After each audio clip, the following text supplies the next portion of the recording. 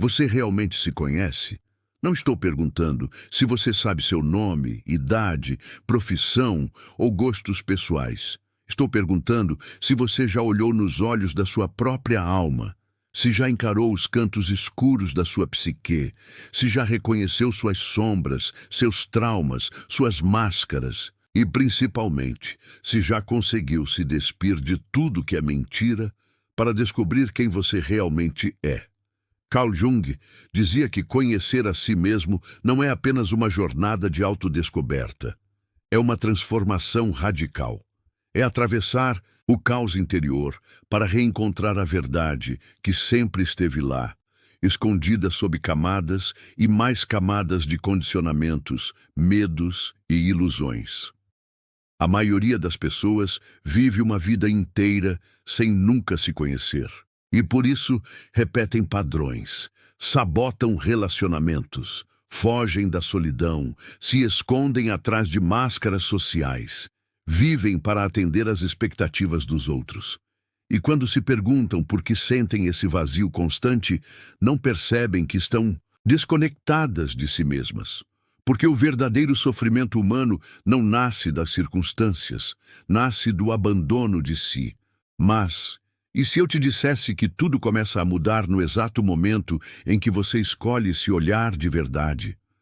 Não o você que você mostra para o mundo, mas aquele que aparece no silêncio, aquele que sangra por dentro quando ninguém está vendo, aquele que você tenta esconder até de si mesmo. Jung nos ensinou que não há despertar sem dor, não há luz sem antes mergulhar na escuridão, e não há autoconhecimento sem coragem. A coragem de olhar para dentro, de encarar a sombra, de admitir as feridas e de aceitar que você não é apenas o que é belo e funcional. Você também é conflito, ambivalência, desejo reprimido, raiva contida, medos que você preferiu esconder.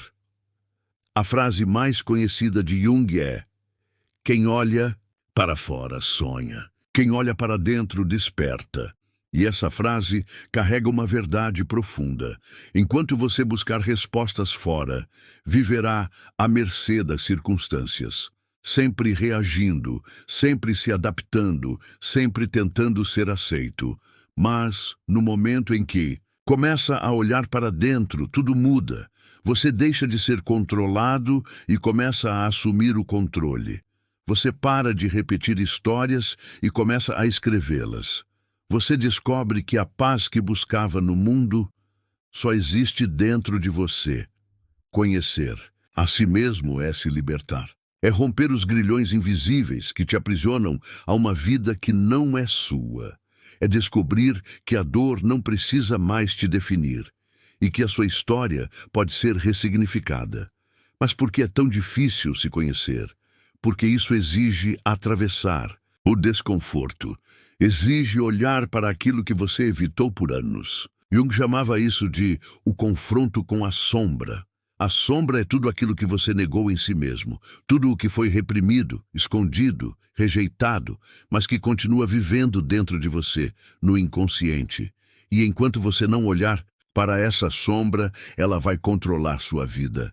Vai surgir nos seus relacionamentos, nas suas decisões, nos seus comportamentos automáticos. Jung dizia: até você tornar o inconsciente consciente, ele dirigirá sua vida, e você o chamará de destino. Essa talvez seja uma das frases mais poderosas já ditas na psicologia, porque revela que aquilo que você acredita ser azar, karma ou má sorte, muitas vezes é apenas a repetição inconsciente de padrões internos, não resolvidos.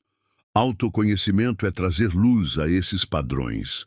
É perceber que aquele relacionamento tóxico não foi apenas culpa do outro, mas um reflexo de algo que você ainda não curou em si.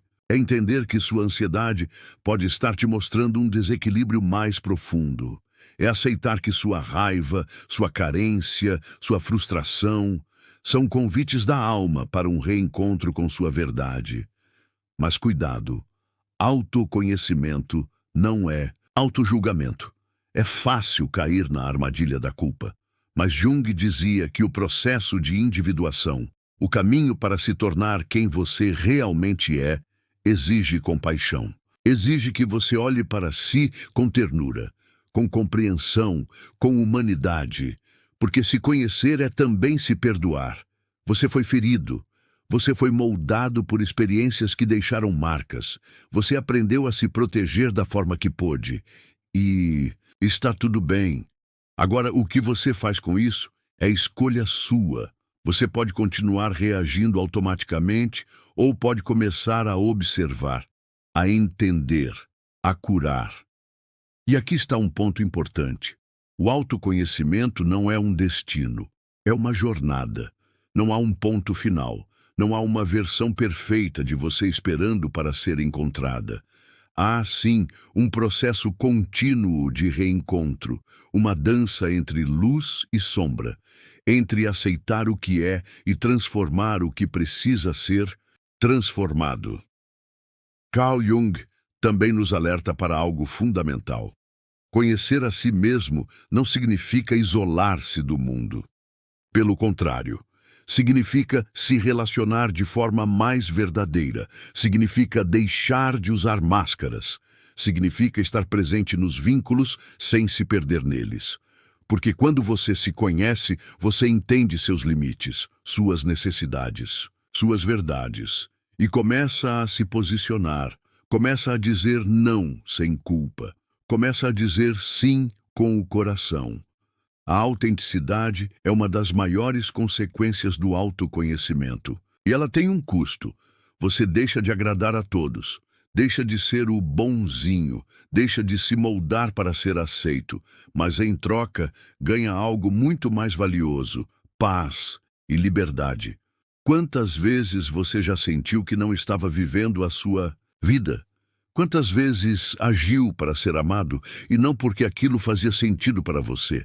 Quantas vezes silenciou a sua verdade para evitar conflitos? Quantas vezes se afastou de si mesmo para pertencer? A resposta para tudo isso está dentro de você, mas ela só aparece quando você para, quando silencia o barulho externo, quando mergulha no que sente, quando observa suas emoções sem julgá-las, quando acolhe suas dores sem tentar escondê-las. Jung acreditava que os sonhos eram uma ponte entre o consciente e o inconsciente. Eles revelam verdades que a mente racional não compreende. São mensagens simbólicas da alma. Por isso, prestar atenção aos sonhos, às repetições, às emoções intensas é um caminho para o autoconhecimento. Cada emoção que você sente tem algo a dizer. A raiva, por exemplo, pode estar te mostrando um limite que foi ultrapassado. A tristeza, uma necessidade não atendida. A ansiedade, um alerta de desconexão interna. Nada é por acaso. Tudo é linguagem da alma. Conhecer a si mesmo muda tudo porque te coloca de volta no centro da sua vida. Você deixa de viver no piloto automático. Deixa de culpar os outros. Deixa de buscar fora o que só pode ser encontrado dentro. E esse processo não precisa ser solitário. Terapia, leitura, escrita, meditação são ferramentas poderosas. Mas o mais importante é a decisão de olhar, de escutar, de sentir, de se permitir ser verdadeiro, mesmo que isso assuste no começo. E sim, vai doer. Porque você vai perceber que muitas coisas que acreditava sobre si mesmo não são reais. Vai perceber que carregava culpas que não eram suas, que viveu papéis que não condiziam com sua essência, que fugiu de dores que, no fundo, só queriam ser vistas. Mas depois da dor, vem a leveza, vem a paz de quem não precisa mais fingir, vem a força de quem se reconectou com a própria alma. E então você começa a viver de verdade, não para agradar, não para ser aceito, mas porque aquilo faz sentido para você. Carl Jung não nos convida a sermos perfeitos, ele nos convida a sermos inteiros, e ser inteiro é abraçar a luz e a sombra. É saber que há beleza até na dor, sabedoria até no caos, e verdade até naquilo que você mais teme. Conhecer a si mesmo É o maior presente que você pode se dar e o maior presente que pode oferecer ao mundo, porque quanto mais pessoas despertam, mais o mundo se transforma. A verdadeira revolução começa dentro, no silêncio, na escuta, na coragem de olhar para si. Então, pare por um instante, respire, feche os olhos e pergunte a si mesmo com sinceridade: quem sou eu quando ninguém está olhando?